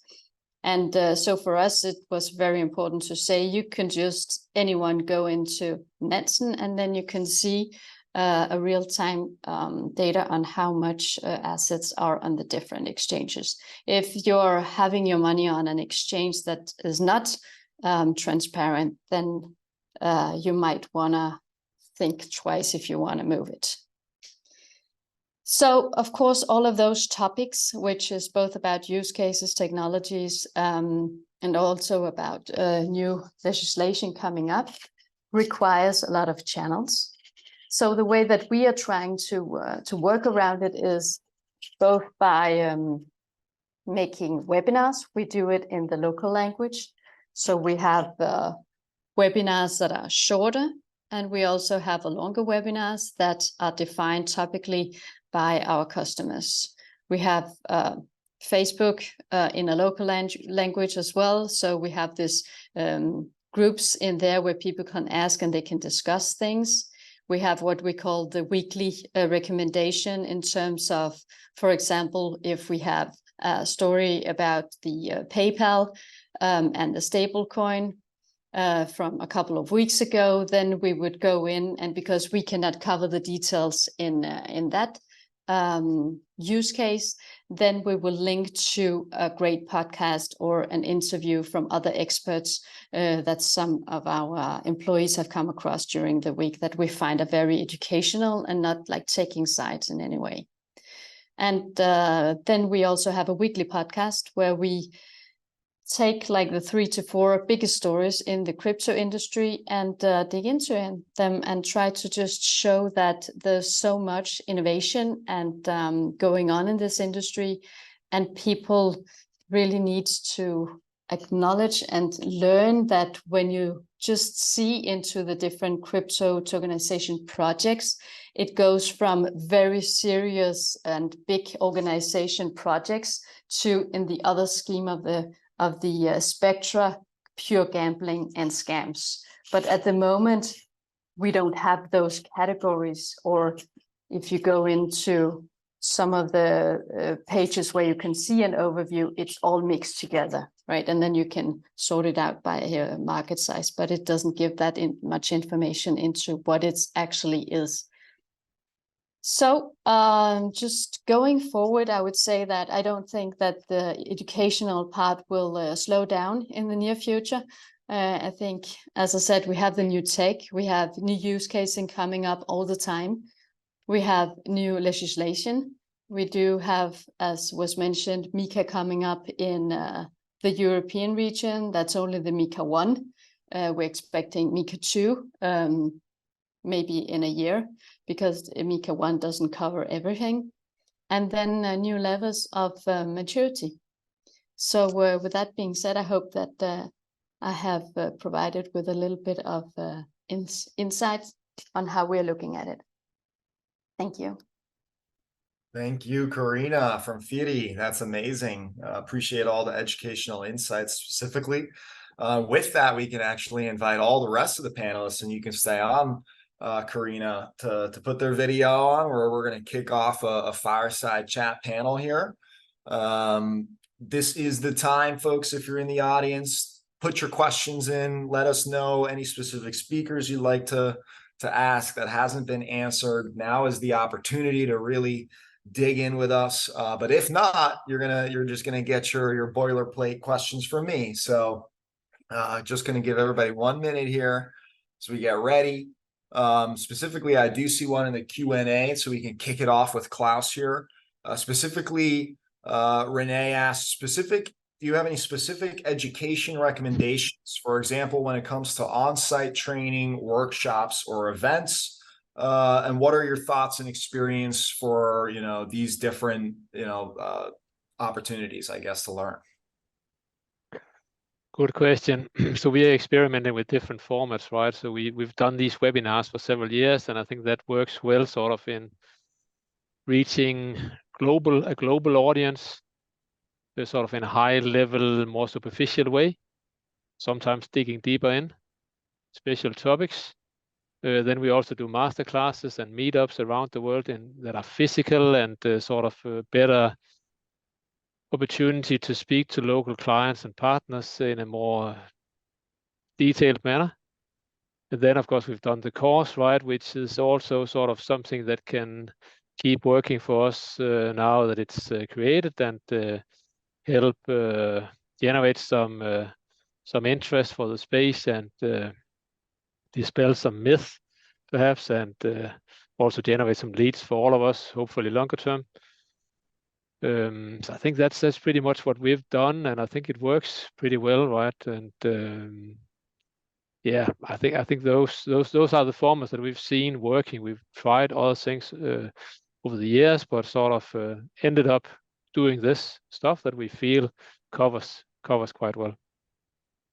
Thank you. I know DigiShares does an incredible job with the webinars and the different programming, and now with realestate.exchange, you have that Udemy course as well. Sounds like a lot of great resources for anyone to tap in. To move it over, let's go to Allah. Specifically, how do you envision the role of online courses, enhancing accessibility? Specifically, we saw that Chainalysis has an academy. Do you think that's going to continue to grow? How do you think that's going to expand? And how important of a role is that for your customers and for your users? Yeah, great question, Henrik. Thank you for that. I think that it will only expand, and we keep adding new content for our clients, our users, but also for the public at large. I think when it comes to education, it's a no-brainer that that's the way to go in terms of expanding adoption, because once people really understand the technology, once it's no longer a myth, then you are more likely to use it and start engaging with it. And you can only imagine how important it is for regulators, legislators, and other players in the ecosystem to really understand this, so they can also, for instance, when passing laws, that the laws are not completely out of the ecosystem and out of touch with how the industry works, right? So that they actually pass on legislation that is considering all these elements, that is also workable. So I would say it will only grow, and we actually need to work together and bring the different parts of the ecosystem. That I also find really important. And a lot of our courses, a lot of our trainings, we have those regional trainings where we don't just train the clients, but we train different people come together from different backgrounds. And that's when we have the most interesting discussions, all about bringing people together. Yeah, no, I can validate that Chain Analysis is not just a leader in education and tokenization, but all of Web3. I think you guys have done a phenomenal job with that. I'm going to move on over to Mark, who's in this space kind of as a third party advisor, seeing everything that's happening. Where do you recommend, Mark, that people get started? We naturally have a lot of these courses and resources that we've just mentioned. Is there something that we haven't discussed, or is maybe even something missing in the market that you think will really change the game when it comes to learning about tokenization? I mean, the best way to learn it is to start going through it. But I know how challenging that could be if you don't have the budget to do it. But my first step for anyone is just start investing in security tokens. Learn how to do that first, so you understand how it works. It doesn't cost a lot of money to do that, and then you have an investment, preferably ones. I like the companies that give a dividend or some sort of payback. This is completely legal, unlike crypto. I come from the crypto world, and so that would be step one. Just invest in it, just to get a feel for how it works. See how complicated it still is. It doesn't need to be this complicated. I know there's people that are working on simplifying these things. It should be as easy, or I think it should be easier than opening up a bank account and being able to trade. If you want to tokenize, I think DigiShares has got a great course. I've taken it. It starts from the basics and it works up. I would also subscribe to newsletters. I think Herwig has got one. I've got one that kind of show you what other people are doing, what other large organizations are doing. So you get a kind of a comfort, a feel for it. And when you're ready to make that first step, make sure you talk to consultants or people that know end to end how you tokenize a high value asset, so that you're really prepared for what's coming, because it's a lot of paperwork. But it's not unlike going through a PPM here in the United States. I don't know what the equivalent is in Europe, but it's still a lot of steps. Unnecessary in my opinion, but that's what it is. It's no more difficult than doing it traditionally, but there's other things that you have to do in order to make a tradable token. That's a fantastic answer. Definitely go check out our newsletters, folks. It's a great way to stay plugged in as well. With that, let's head over to Emil real quick. Realestate.exchange is, a bit of a newer initiative, right? Tell us more about, now you're turning into the client manager. What can you expect to learn or hear from in the near coming future about Realestate.exchange, whether you're an issuer or an investor? How are we going to interact? How do we participate? How do we engage with you? Wow, that's a big question, Herwig. So my hope is that we can create as little friction as possible, both for the issuers and for the retail investors on our platform. We're really excited to be in talk with the first issuers and understand their pain points and why they want to list with us and so on. So in order for us to scale long term, because having a global exchange for real estate assets is, how many real estate assets is there in the world? There's more than I can count. So yeah, that's what I'm looking very much forward to in the near future. Very, very exciting. As we've seen throughout the presentation, specifically real estate is one of the biggest, maybe the biggest use case right now, specifically when it comes to tokenization. So that there's going to be a lot ramping up into that 2030 number, I think, for sure. It looks like we do have another question here regarding the St. Regis Aspen case. I've been looking into it, and recently I've noticed that the trading value is really low, which makes me think there might be issues with liquidity. Also, the market cap is really high, definitely outpacing the value of the underlying asset. I was wondering if you have any comments on this. So I'll quickly respond to that and also let Mark give his comments afterwards. But my insight is that at the end of the day, for sure, I don't think and anyone who's telling you otherwise, that liquidity is a perfect solution right now. In fact, it's far, far from reality. But what's different is that for the first time ever, you do have some level of liquidity, right? So in the case of the St. Regis, normally you invest in a hotel. Good luck getting out of that hotel. Or if you want to get out of that hotel, you're probably paying a pretty steep discount to get out, right? You're not going to get out on a good price. Right now, the St. Regis recognizes, the folks behind it, of the Aspencoin, they recognize that there isn't a lot of liquidity on the T0 ATS every day. So they actually have a buyback program so that you can actually, at a fair price, at a good price, they've actually, I think they've announced 3 over the last year or two, be able to have opportunities to also sell back to the company at a good price instead of relying on the secondary market. Marketplaces are incredibly difficult to build. Everybody is going through this challenge of finding quality assets, building an audience of investors, the old chicken and the egg, right?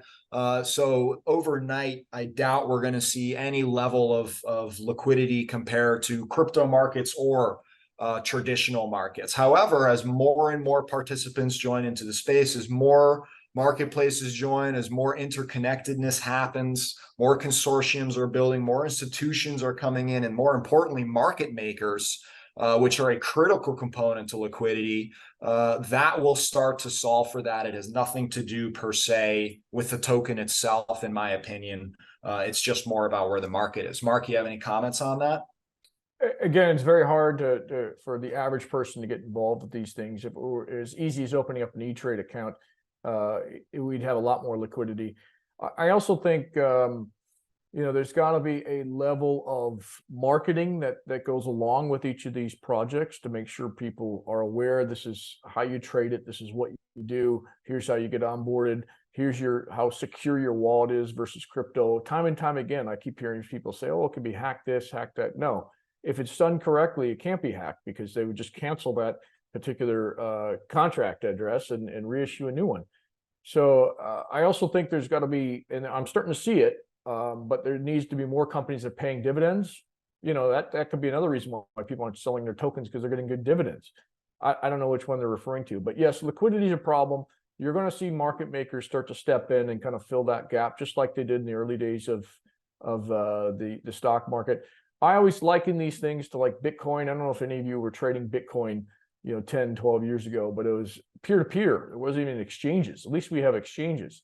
So it will accelerate as things progress. You'll see security token ETFs and the equivalent of mutual funds that are providing the bulk of the transactions. But remember, we're still in an early adopter phase. And once we hit that inflection point, things move pretty fast.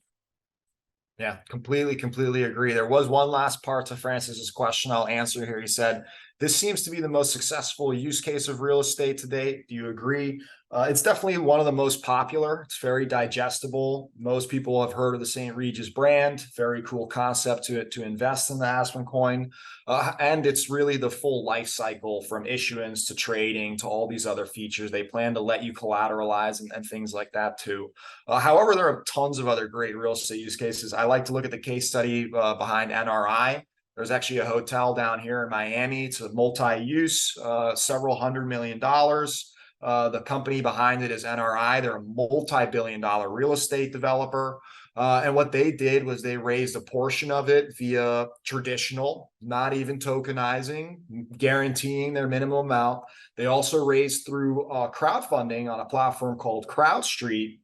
And then they enabled both those individuals to, at one point when they go ahead and convert from their OP investment, their operating units, which has tax efficiencies and things like that, but doesn't have that liquidity. So what happens is you can actually then convert when you want liquidity to an up REIT structure. So it converts those shares into a tokenized REIT, if you will. And I believe they've partnered up with Templum, which is another marketplace where you can then go ahead and find that liquidity. So this is another massive property, and definitely another very well-known prominent developer behind this. I expect that they're going to be doing a lot more of that. Let's see what else I've got we have. one, just Go to ahead. add on to that. I do think we need one major project. I always say SpaceX, if they tokenize some of their private shares and went public with that, they probably won't do it. Then that would be probably a way to onboard hundreds of thousands, if not millions of people, because they want to participate in that. So getting and Klaus and I have talked about this, a Grant Cardone, somebody that's got a lot of clout out there to start putting their projects on the blockchain. But when you talk to Grant, as I have, he's worried about the regulatory environment. So these things in the US anyway need to be clarified and cleaned up. Absolutely. Any thoughts or use cases with patients' data or healthcare research? Maybe we can head over to Alaa if you've seen any use cases around that on Chainalysis.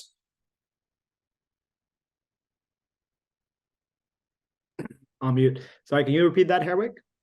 Looks like we have use cases with patients' data or healthcare research. You know, I imagine there's a lot of crypto use cases you might have seen. Any quick thoughts on that? Right. I think we have seen quite some use cases. We mostly deal with, at least for now, we mostly deal with public sector and private sector. And in terms of private sector, we deal with cryptocurrency service providers. I haven't seen like at least health care professionals or companies approaching us to track transactions on the blockchain just yet. But I do think that this is going to be something in the future. Yeah, absolutely. We also have Andre de Villiers saying he's got a farm in Brazil with no mortgage, but he needs capital to develop the income-producing projects that he's got in mind. That's why he's here today. Maybe Emil, you know, do you have any advice for Andre in terms of getting started? Yeah, to get started, you should definitely reach out to one of DigiShare's business developer, because this is definitely possible to raise capital, not for the property itself, but could also be for the royalty rights, etc. It will depend on the case, and I can only speak generally about it, but I know Brazil is of growing interest in regarding tokenization. Fantastic. And moving on really quickly, I have a question for Karina from Fidi. You know, I loved how, you know, naturally you're taking a very conservative approach to listing and doing due diligence on the tokens that are available to invest in. Do you foresee tokenization of real world assets like real estate and others eventually coming to the Fidi exchange, or are you going to be exclusively focused on crypto native assets, if you will? Oh, I think that this space can evolve in many directions. I think if we compare it to the internet in the early days, it took like mainstream adoption around 10 years to actually buy or use a credit card online, right? So I think there was a lot of use cases with the internet in the early days that didn't evolve and didn't like get mainstream adoption, where other use cases on the internet did. So I can't say in which direction we as a crypto exchange are going into. And I also think that it depends on the legislation. I think it depends on how you're going to categorize the different things, so that our focus should be on being very clear about what we are trading, putting up for trade. But I definitely see that it can go in many directions. I mean, that's the beauty of the innovation space, right?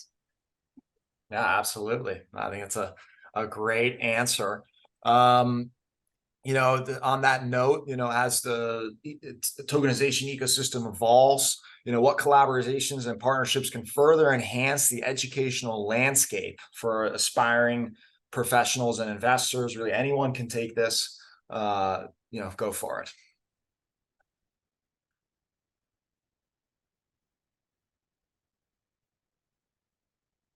Let me phrase it a different way. You know, I think Mark had a great example of SpaceX. You know, that's a company everybody's familiar with, huge opportunity, you know, growing in the space industry.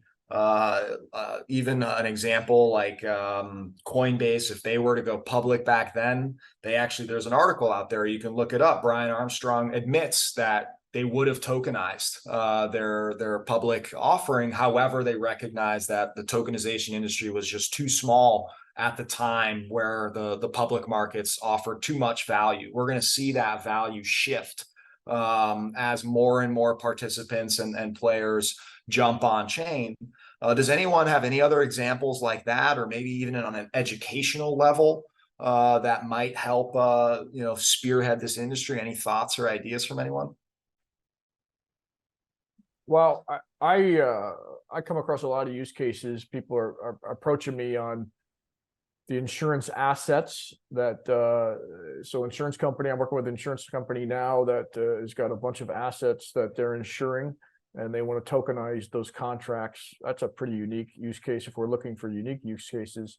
The one I love the most are these oil royalty programs. I wish I were on one, where people that have owned land in the past, and it gets passed down from generation to generation, where they get these oil revenues every month. Again, I wish I was on this program. A lot of them want to tokenize those because there's future cash flow in those oil revenues, and tokenize that and get money out now, and turn over all the royalties, which will be automatically distributed to the token holders. So those are things I think that as more and more people are aware that you can do these things, that'll happen. Again, I think the roadblocks, which I've already mentioned, are just friction, way too much friction, and a little bit more education is what we're going to need. Yeah, that's fantastic. I also see Peter Gastel here. He says, what is a normal level of liquidity, digital versus traditional? Do you see liquidity improving on already issued security tokens and or markets? And you know, that's definitely it's a nuanced question for sure. At the end of the day, the public markets, you know, traditionally you're very used to as a customer, whether you know how it works or not, that you can sell your shares at any given moment, because we've got massive brokers and massive market makers like Citadel that are in place to service the existing, you know, typically New York Stock Exchange or NASDAQ listed products. However, when you start to go more and more outwards, it's very much so becomes a lower level of liquidity on these private marketplaces, not even tokenized. You might see order matching that takes days or weeks, or may never even get filled because the price the seller is asking is too much. So that's obviously heavily dependent on the demand for the asset, which is usually the big issue. In tokenization, we're focused on a lot of smaller assets, a lot of alternatives, assets that typically don't have a wide audience or a huge demand behind them, mostly because people don't know about them, or the market cap is just simply too small for billions of dollars to go into a $20 million building, right? However, what's going to be fantastic about tokenization is we do have, you know, automated market makers. They can whitelist, they can work with regulated parties, they can work with a broker, and you will start to see DeFi and other components. We've already seen that with collateralization. So a form of liquidity isn't necessarily selling to someone else. It could be going to a lender, going to a bank and getting a loan, collateralizing that stock so you can get cash back out. As we've talked about, that becomes a much easier process to manage for lenders and borrowers, which also means more participants, which also means fairer prices on the lending, as well as, you know, hopefully more interest around that. So, and I'm going to pass it off to anyone else who'd like to speak on this subject, but definitely, you know, I think we can all agree, and Mark certainly said it, which is, you know, we're just in early days right now. And I'm for sure confident that we're going to see the levels of liquidity improve through technology, through more participation from investors and market makers. But will it be a perfect solution for all private market assets? Definitely not. You know, by design, you know, the public markets are more liquid because there are more rules to follow, which invites more participation. So naturally, private markets, they're a little more risky. They're a little less transparent. So it just becomes harder for major investors that represent billions of dollars or even smaller retail investors to consider these ideas. Hence why the public markets work so well in that regard, at least for fulfilling liquidity. Anyone else have anything? We're winding down here. We're actually a minute over what we scheduled, but we have some fantastic presentations from everybody who is a panelist here. Now is the moment. I'll just go around the room to say if anyone has any closing thoughts. And as we saw earlier, as Ashley mentioned in the chat, the recording will be sent out to everybody who's on the DigiShares newsletter. So make sure you're also on that. And yeah, I'll go around the room if anyone wants to jump. Maybe we can. I know, Klaus, did you get your audio working again? Go for it. Yeah, finally. Yeah, thanks everyone for attending here today, and thanks to the speakers. I think we're doing a good job, all of us, in educating and trying to remove the myths and the FUD and so on.